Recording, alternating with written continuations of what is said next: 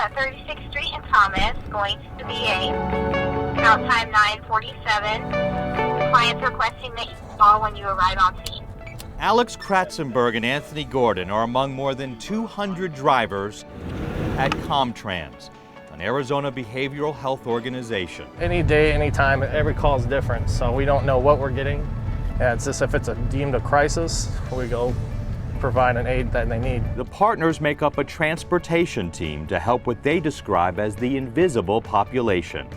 People often on a troubled road who need a lift. These people are just getting lined up. I believe they're right now getting lined up for breakfast and services. I brought down a gentleman that's one of our new hires yesterday, and when he saw this, he's like, wow, I never even seen this. I never even noticed that this was here, and that's what these people are. They're just in the shadows, and nobody sees them unless you're working out here every day like we are. West of 36, south of Pinal. ComTrans drives people to places such as shelters, doctors, counselors, courthouses, hospitals, after-school programs, and detox facilities. We get the people who are sometimes on the edge, you know, who just are at their wits' end trying to find services. We get them from a bad situation to where they're at least going to be taken care of comfortably, and their needs are going to be met. They're so grateful that they have a ride to get to where they're going. You know, if you don't have a ride to get to these places,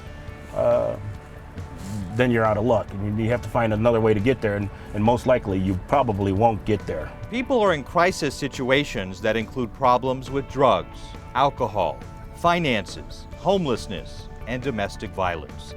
Every 19 minutes, ComTrans transports a person from a crisis situation to a safe location. The hardest step is making that call. The second is getting in this vehicle and getting the help you need. You could be a movie star, somebody making lots of money, somebody in the publicity and the limelight, as I say, and they can need that help. Like Anthony, Alex served in the military and knows the feeling of a fractured world. He suffered a parachute accident that led to numerous surgeries and the ongoing battle of recovery. Like my parents grew up, and Anthony's parents grew up, you live on the golden rule.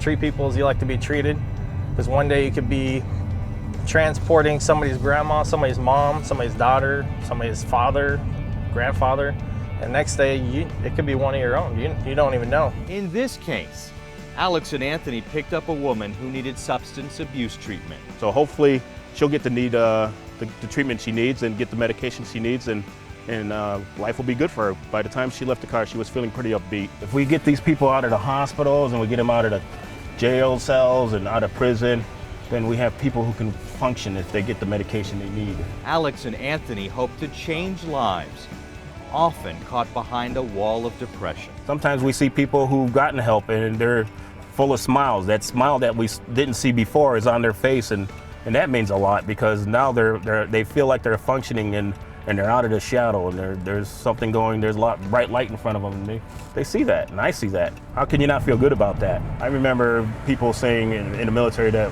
we're the defenders of America. Well, out here, I like to think I'm the defender of the people on the street who need to be taken care of just as much as anybody else. Reach out and allow people to help you if you need help. You know, don't be afraid to ask. We're here for you.